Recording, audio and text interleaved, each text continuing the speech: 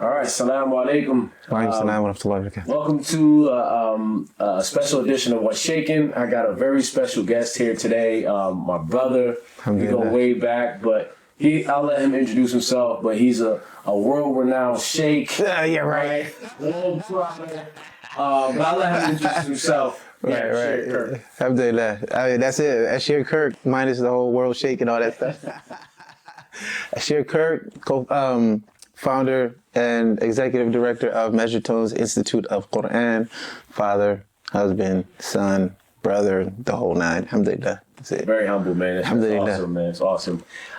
So let's jump right into it, man. Like, we have conversations. We're really focusing this podcast around, the experience of being a Muslim growing up in America, but also being black, because there's a couple nuances there we don't talk about a lot. So let's just start off the top, man. What was like your first memory just of knowing that you were Muslim and just being aware of your surroundings of being black in America?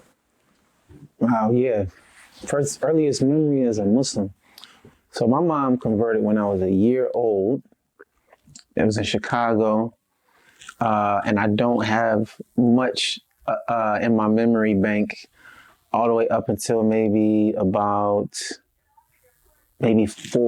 like preschool. Yeah. I have memories of like what we were doing, but I don't really remember much about maybe being Muslim, because I think that was around the time when my mom was kind of trying to figure some things out. So I don't think we were as engaged in the community as much at that time. And then we found, a Sunni, predominantly African-American, Hispanic, Muslim community in Hartford. And I would say that's probably my earliest memory, starting around the time we found that community.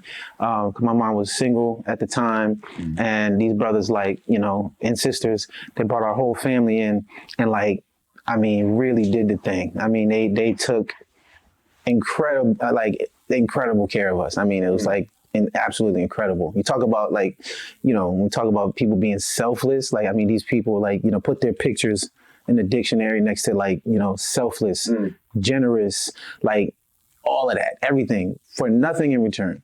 Awesome. Nothing in return. So I'm probably since I was about 5, I would say. Yeah, 5. Yeah, being brought into that community. Awesome. Yeah, no, that's great. I mean, and you didn't know these people prior. It's just off the strength that you're Muslim, and this is how we operate. This is how Muhammad taught us to treat each other. Yeah. So essentially, if I remember the story now, I got to get all the facts from my mom. But from what I remember, what she told me, I think she was in a grocery store, and this was a point in time where she had just gotten divorced from her husband at the time, and she kind of somewhat stopped practicing, I think, for a little while, and so she wasn't covering and all that stuff at the time, and she saw a woman in hijab in the grocery store or something like that. That ended up being my auntie Amina. Yeah. And so she, I think if I'm not mistaken, she approached her because she was clearly Muslim. Yeah. And she, asked her hey, is there a masjid or something around here? She wasn't familiar with Connecticut because she had just gotten there from Chicago, and she had actually come to establish a masjid that was a part of a community that kind of like one of those splinter communities, Muslim communities, called the Ansarullah community. Yeah. And so they were sent to establish a masjid in Connecticut, in Hartford. And it just, it didn't work out. Yeah, they had some situation, it didn't work out, and she left, and she didn't really know nothing else. And so she asked sisters, y'all got some there's a community around here, this and that. And she was like, yeah, whatever. And she started, filling her in and stuff. And the rest is history, man. Like I said, they brought us in. You know what I'm saying? The brothers, over time, we got real close. The brothers would come through, scoop us up, and just take us out. You know what I'm saying? Yeah. It wasn't a whole bunch of,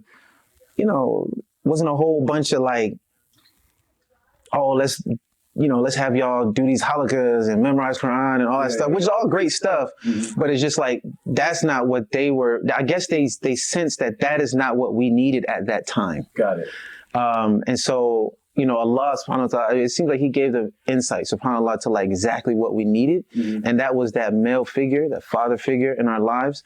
And so they were just, and then also she needed a break right? Yeah. So they would come through and say, so how many of y'all was at that time? It was 5 of us at the time, right? Single mom, 5 kids, you know what I'm saying? Right, you know what I'm saying? We was all kind of knuckleheads. Yeah, we was, you know what I'm saying? You know, you talking back and all kinds of stuff. And, you know, we need that, you know what I'm saying? That example. Yeah, that structure. Yeah. And they gave her that. And so they would literally do stuff like just come through and call my mom. I said, get the kids ready.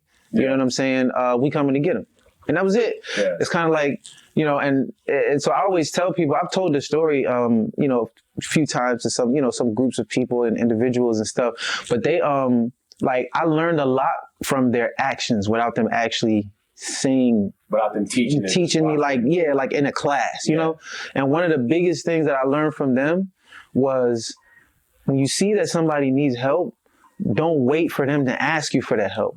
Yeah. Right? You see that somebody needs help, just help. If you have the means, like if you have the means, you have the wherewithal, you have the energy, you have the time, you have, you know, the capacity to help them and you see they need help, don't humiliate them. You know what I'm saying? Don't make them ask for it. Don't make them ask for it. Right. You have the ability to help. Exactly. So it's kind of like single mom, 5 kids, no man around, none of the 5 is anywhere to be found. Like, you need to ask her if she needs you to take the kids, like, you know what I'm saying, for the weekend. Like, you talk a little bit about, you know, how the brothers in the community kind of embraced y'all. Mm-hmm.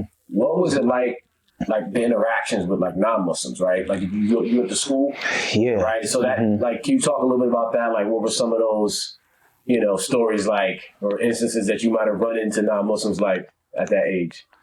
I think as a kid, like, so elementary school and, like, elementary, I don't remember being able to distinguish between like Muslim, non-Muslim interactions and stuff like that. I was just kind of like going to school. It was like whatever, like, you know what I'm saying? It wasn't like a big deal. Yeah, I don't recall thinking about the fact that I was like some kind of different. Well, let me rephrase it. Well, at what point did you start to realize there was a difference between the way you were growing up and being raised as opposed to maybe some of your peers or friends you might have had at school or the neighborhood? Like, probably. Well, you know what? No, okay, I'll take that back. Maybe upper elementary, but I'm thinking like when I was saying that, I don't remember. I'm thinking like lower elementary, right? Kindergarten, first grade. Like, you don't really know, right? Yeah, but then like at some point, kufi, and they're like, what's that? Yeah, well, that came later. I started wearing kufi in middle school, but before that, like upper elementary, I think I started to probably realize because then when we got to a certain point, my mom was like, all right, no more birthdays, you know what I'm saying? The rules kick in. Right. But of course, you know, you get older, you learn more about your deen, and you realize, well, birthdays ain't even haram in the first place, right? Like just to be like, you know, just have some cake and ice cream or something. What's wrong with that, right?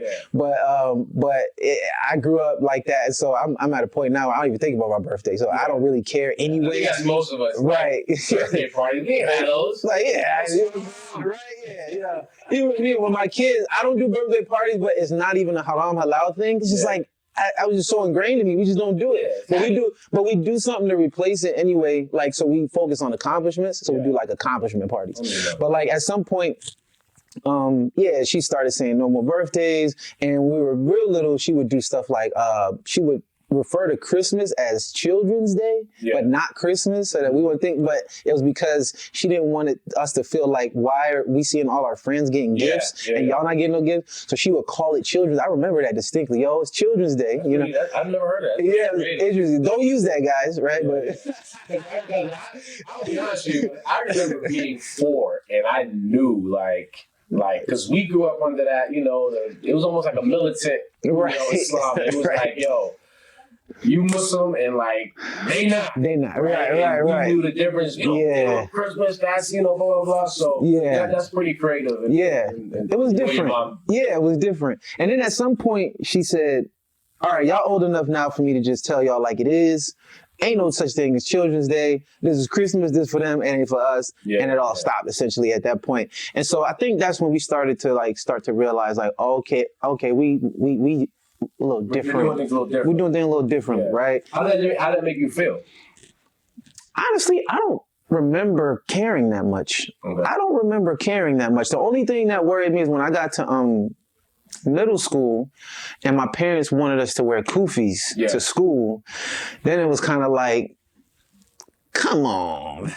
Like, why you want us to wear a kufi to school, man? You gotta be different, man. Yeah, She was like, we Muslim, you gotta look Muslim and all this stuff. And it was like, I remember it was like they decided they wanted us to wear kufis in like the middle of the year. So it was just kind of like, it's like, you just throwing this up. Right. It's like, I'm going to school like in the whole first half of the year. I ain't got no kufi. All of a sudden, we're going to start going to kufi. And so I wasn't the type to really... going to save on haircuts. Right. I know, right? Exactly. Like, that probably was a financial move. Let me stop. But, so I'm just thinking like halfway, so it was just kind of weird. So I didn't really like to argue and go back and forth too much with my parents, especially at that age, really. And so I was just kind of like, oh man. So, but then, so I did the typical, you know what I'm saying? Put it on when you leaving the house, and then, halfway through, to the school, throw the joint, you know what I'm saying? Shoot, throw the joint in your pocket. We ain't doing that, you know what I'm saying? Yeah. And it's funny because my mom was all like up at the school, like, hey, they're going to be wearing kufis, so if you see them, don't say nothing. Triggered me with that. Right, yeah. And so she like all putting in the word for us and everything, and we ain't even using the joint, right? Yeah. Oh, man. Sorry, Mom. Right, exactly. My business said that one time was like, yo, you can wear kufis. You can wear this. I don't care. I know you know what I'm saying? Like, popping off. Like, this is shoot, right? So you can put on in your pocket. Right, you don't even see the joint. And it's like, now you see it, now you don't. There's some Houdini stuff up in that joint. But then I decided, but really my thing was it wasn't wearing the kufi. It was just the abruptness of the enforcement of it. It's just like middle of the year, like y'all just gonna do that. So I was cool with it, but I just wanted to be more like a fresh start. Mm-hmm. And so I was just kind of like, all right. So then, finished the year out. I think that was like 5th grade or 6th grade, one of those, right? Finished the year out.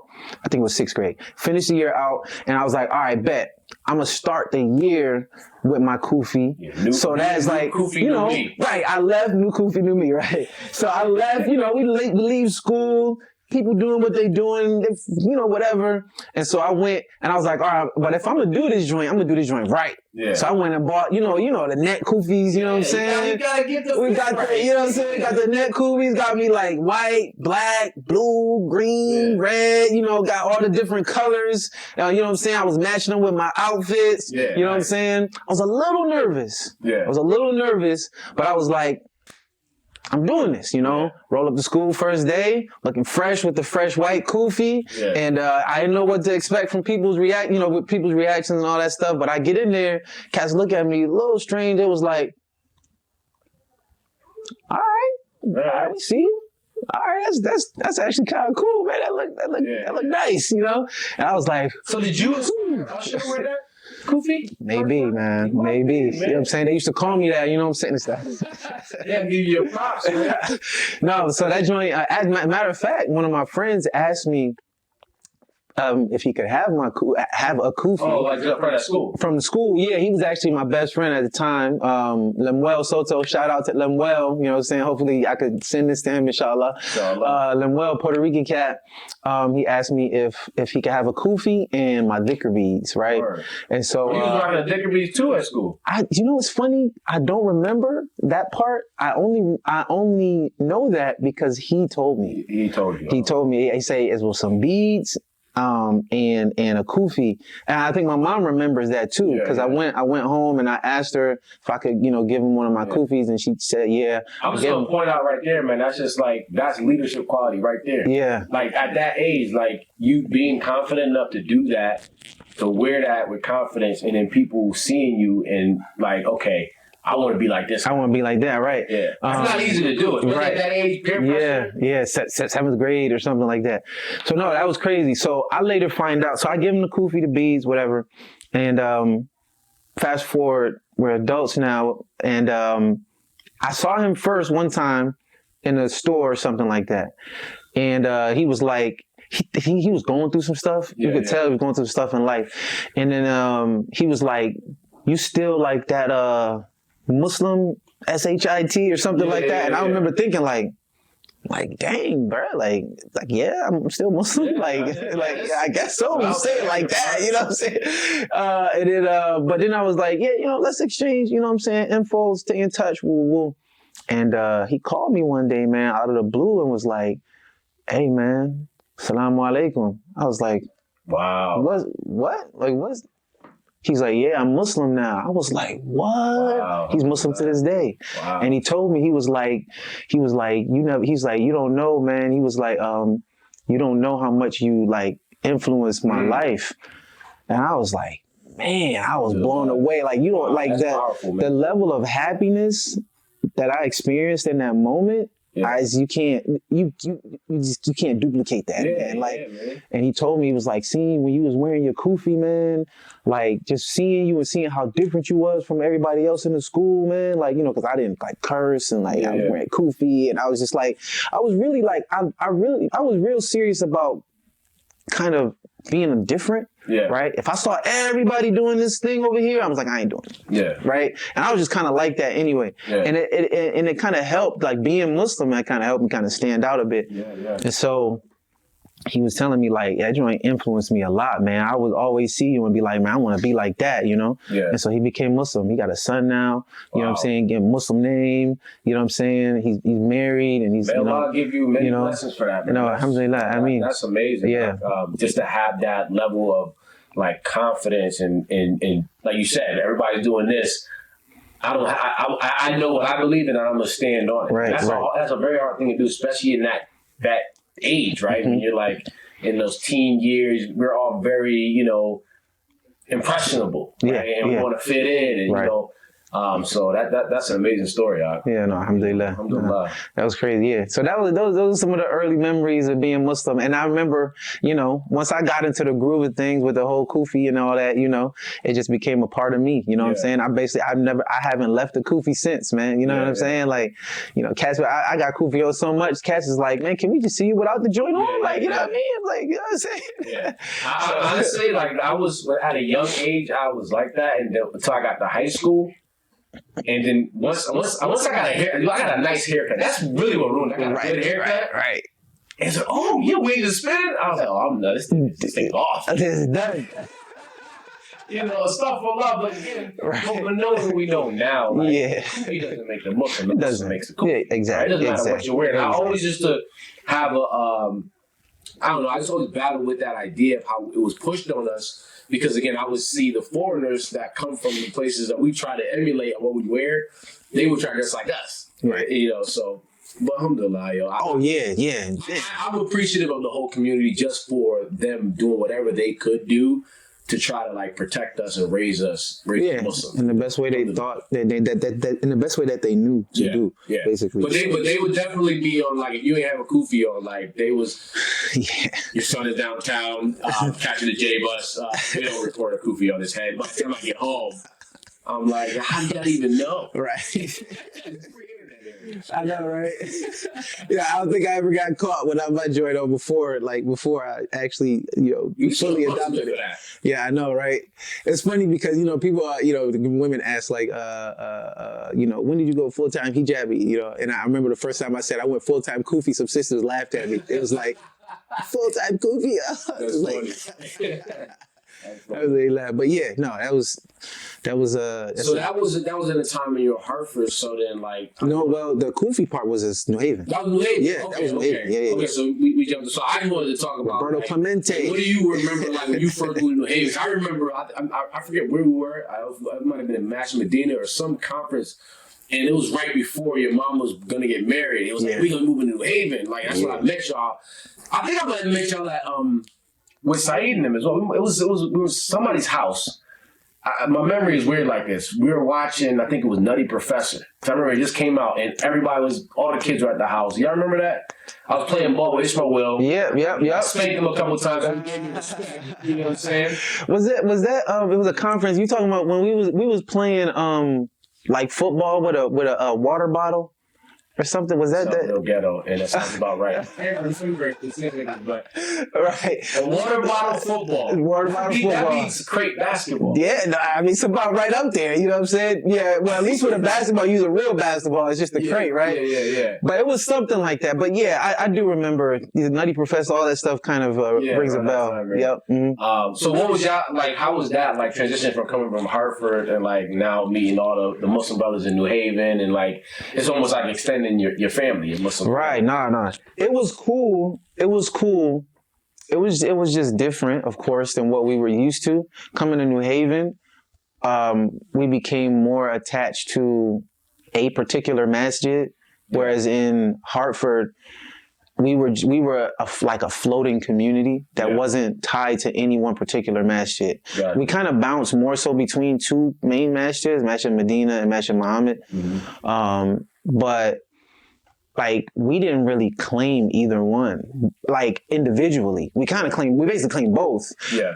But we weren't attached to either one like so much. That it was like a thing, you know. So like this idea of being tied to a masjid wasn't a thing. Was that like the vibe? Like you just felt like it was like we're in New Haven, so we were Masjid al-Islam. I mean, it just was like that because that's basically my stepdad. Like that was his masjid. Like not to say that he didn't go anywhere else. I don't really know. Did y'all go to West? You went to West Haven a couple times, right? Yeah, we went there, but not much. I mean, because we lived like in the hills, so like you know, it was just kind of like out of the way. It made more sense. Like we used to walk to the masjid from our house. I mean, it took like 30 minutes, but. So speaking on that, like, this just brought up something in my head, and again, I'm random like that, so that's how my brain works. So, but yeah, just thinking about where we were, like, where we lived, like, we lived in a, you know, we were in the suburbs by no means, right? Did you ever, like, and I'm asking because I never felt like I wasn't safe anywhere in the world, I attribute that to being Muslim, right? Mm-hmm. But, like, just in a neighborhood, did you ever feel like you weren't safe, or did you have a sense of, like, you were good? No. I always like. I think very early on I understood why some people was afraid of the hood. Mm-hmm. But I mean, quite naturally, me being born and raised my whole life in the inner city, like I couldn't bring myself to be afraid of being in my neighborhood. Like you know what I mean? So like. It was never like a thing. And plus, we did have the whole being Muslim protection thing. Like Muslims were known for like putting in work, you know, and just being protective of our own. And as we got older, you know, like my brothers and, you know, they kind of made a name for the family too in terms of like, don't mess with this family. My dad, he started giving out halal knuckle sandwiches. Right. You know, like my dad started my stepfather, you know, the last shout out, you know what I'm saying, about Mustafa. People knew not to mess with Brother Mustafa. With his family, you know, he had a name in the Muslim world. Mess with the little kids. Right. Like we used to be playing around in the masjid and Brother Mustafa, I swear he started praying faster because he was gonna get us after we right. We were playing around the masjid. Exactly. I'm gonna get you. Right. That was his thing. Exactly. But he even made a name for himself among the non-Muslims. Like the non-Muslims knew who he was and not to mess with him. I mean, literally, you had like grown men, big dudes that would be like, you know, bloop, and they'll cuss. Oh, sorry, Mustafa. Yeah. And they wouldn't be there. They wouldn't cuss around and none of that. So he started making the name, and then my brothers just kind of like added to it. And so we didn't really have any issues in that sense. Yeah. But it was interesting because, I mean, I guess what's interesting is that I was afraid of being in the suburbs. Like, I didn't really like going to the burbs like that because. What were you afraid of? Is it like a scary movie type of thing? Is this where most scary movies start? Well, yeah, I mean, like, you know, like, documentaries and like when you hear about like you know, you watch all those like documentaries about like serial killers, like they was all in the suburbs. So I remember stuff like I remember hearing about some dude who like murdered somebody and like chopped him up and put him in like a hockey bag or something. Wow. That was a white person in the suburbs. Yeah. And so I had early on I was like I guess I kind of like put two and two together and was like, yo man, like all the like craziest type of killings. It's like suburban type stuff, you know, suburbs, you know? And I also noticed that, you know, you felt being a minority. Like that was something you felt when you were in the suburbs. Yeah. Like it's one thing to be you can look around and look like and it was like very like just like palpable. Like you in the suburbs and like all of a sudden all eyes on you in the hood, like ain't nobody paying attention to you, right? Because I mean, in a sense of like trying to mess with you or anything. It's just like whatever. Everything's everything. It's either that you hit it on the head. It's like it's like what you feel comfortable around. Somebody. You can tell if somebody doesn't feel comfortable, right? Exactly. In an area, right? Exactly. And so it was just kind of like So I was actually really afraid as a child to go to the suburbs, but the hood. That's funny, like to hear that from the other side, like because like people from the suburbs, like we don't go. Nowadays they call them sketchy neighborhoods. Sketchy neighborhoods. Right, but it's just funny to hear from the other side, like we actually scared of y'all neighborhoods, especially now. Like I didn't know what I know now about.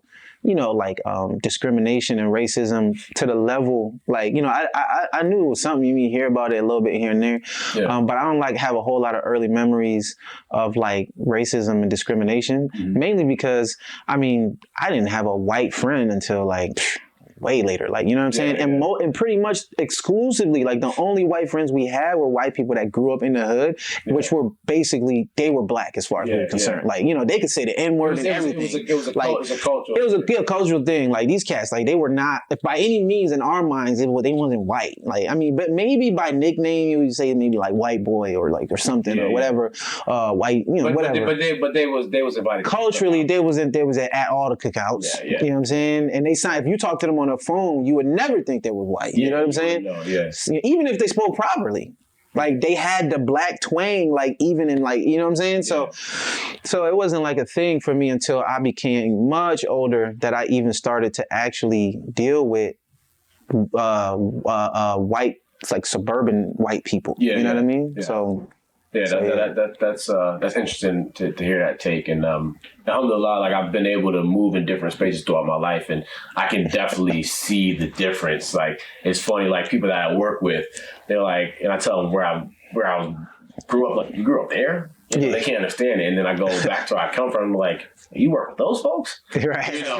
So and I attribute a lot of that to Islam, just being able to adapt and just being confident where I am in the world. Yes. So that's kind of why I asked my question. Why I asked around why if you ever felt like uncomfortable, like, and I felt like Islam always gave me reassurance wherever I am in the world that. Allah is the only one that can protect me anyway. Right. If anything happen to me, there's nothing I can do to stop it. Exactly. If nothing's supposed to happen to me, then right. It doesn't make me 1,000 people in front of me. I'm not really worried. Exactly. We're getting close to time, but I want to ask one more question. What was your experience like after like 9/11? How like maybe not just obviously not the Muslims, but like just in general, how society kind of changed for you, or change your experience? Man, that's crazy, because I remember 9/11, man. Like I remember where I was in class. I was in school. I was in high school. I was in class, and the teacher abruptly stopped the class. She got a phone call. She answered the call, and like her face went like, and she was like, she was like, hold on, students, I'll be back. And she ran out the class. And she came back and was like, all right, y'all get your stuff together. Yeah, we're about to be dismissing y'all. The buses are going to be here, soon to take y'all home. Something about the plane hit a building in New York or something like that. And I remember sitting there thinking, we about to get out of school because of something that happened in New York? Man, these people are stupid. I was like, but I mean, if y'all want to like do that, then I'll take it. You know what I mean? But I thought it was the dumbest thing in the world. I didn't know nothing about the World Trade Center, Twin Towers, nothing about none of that stuff. And so, but I didn't know also at the same time that essentially life for Muslims would never be the same. You know what I'm saying? That changed like everything, man. I mean, Muslims were so like strong and outspoken and confident, and like, I mean, we were like standing tall and proud, a lot more before that happened. And after that joint, man, Muslims just became like, we like went to like a fetal position and just started taking beatings and just start like everything just like, I don't know, just disappeared as far as like, confidence and all that stuff that I was saying. And so for me personally though, I actually started experiencing stuff in school. And so I remember we had a class. I think I was a freshman, so we were doing, and I was in a vocational, we went to Eli Whitney Vocational High School, right? And so we had to do our rounds in all the shops, you know what I mean? And so I was in fashion class or something, and instead of fashion, we just made pillows, right? We sold some pillows. I remember that pillow. Right, the pillows, right? Everybody had to do a pillow, right? Yeah. And I made like a Winnie the Pooh. I made it for my mom, so she like Winnie the Pooh. So I put Tigger, Piglet, something, whatever. And then she gave us a little like tote bag, right, to put our pillow in. So I put my pillow in the tote bag. I'm walking through the hallway, and all of a sudden, the security guard wants to check my bag only. Yeah. Don't check anybody else's bag. You've been randomly selected. I've been randomly selected. That was my first time being randomly selected. Right. Randomly selected. Yeah. So he wants to see my bag. And I'm like, high school. And it's like, I know the security guard too. Yeah. Like we all know, school security guard. Everybody know him. You know what I mean? The drunk guy. You know what I'm saying? That sits in the front and make sure nobody fights too much. Right. And so it was just kind of like, I knew that there was something that wasn't right about that. Yeah. But I guess I was kind of more confused, a little too confused to to kind of stand up for myself. Yeah. And I didn't know what to do with that. I knew it was wrong. I knew that he was singling me out. Yeah. But I didn't know what to do with that. You didn't know what to say in that situation. So I was like, at first, I did question him, like, why you want to look at my, I'm just coming from class. It's a pillow. Like, that's all. I just got a pillow in here. Yeah. He was like, I just want to see what's in the bag. Yeah. And I'm like, why you acting different, dude? Yeah, like you acting like you just met me. Like, I've been seeing you all year, and all of a sudden. Like, what do you think is in here? Yeah, exactly, And so it was weird, you know what I'm saying? And so he was, well, not all year, but it was like a while or whatever. But still, it was like I wasn't anyone that he wasn't used to seeing, on the daily or whatever. And so that was weird. And then I had a situation where my teacher in class was questioning what was in my backpack. I had it on the desk, and he's like, "Put your bag on the floor." And I'm like, "No, I could have just put it on the floor, and it wouldn't have been an issue." But I was kind of at that stage in my life, I guess. And I think, and maybe it was like a buildup. Maybe because the first situation happened, and I didn't do anything about it. Yeah. I felt like I needed to say something about it this time. So I was like, I questioned him, like, why are you worried about my bag? Like, right? Yeah. It was like 3 of us in the classroom, whole bunch of empty desks, and I just put it on there, right? Yeah, of course, your bag, the desk, top of the desk is not a place for your bag. You put it in a chair, put it on the floor, whatever.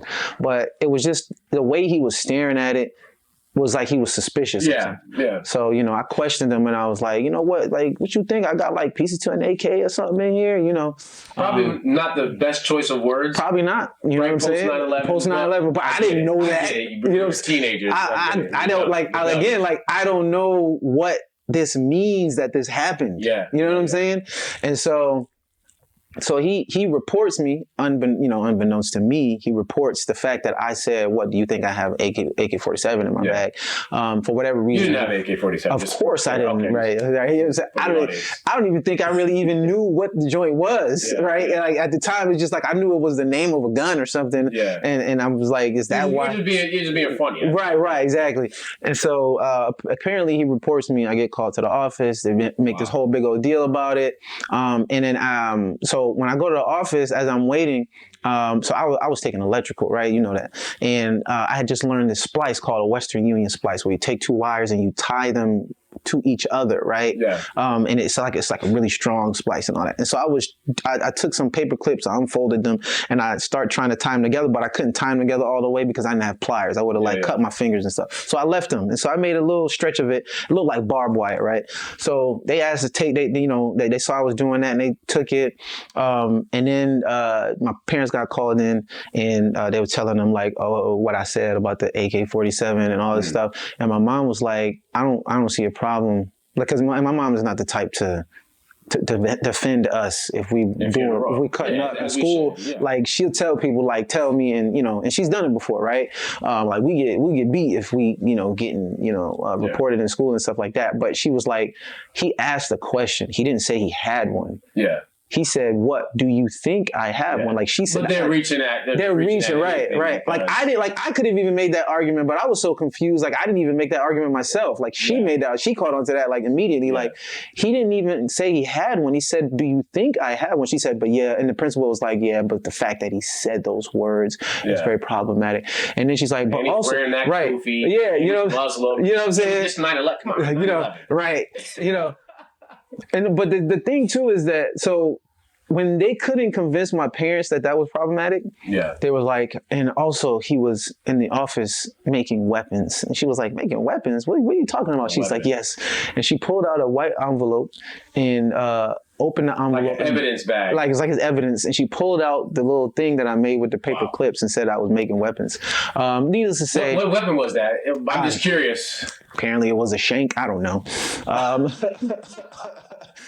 And so but needless to say, I got expelled. Expelled. Yeah, I got expelled. So that's why I ended up leaving that school and going to another, regular high school after that. And then soon after that, I just went overseas. You went overseas, and that was the best thing I could ever do in my life. So we in Islam, we don't believe anything is coincidence right? That set me on a path. Meant to happen so that you could be here to be the globe-trotting sheikh, tajweed expert. You know what I'm saying? That got kicked out of high school. Got kicked out of high school, man.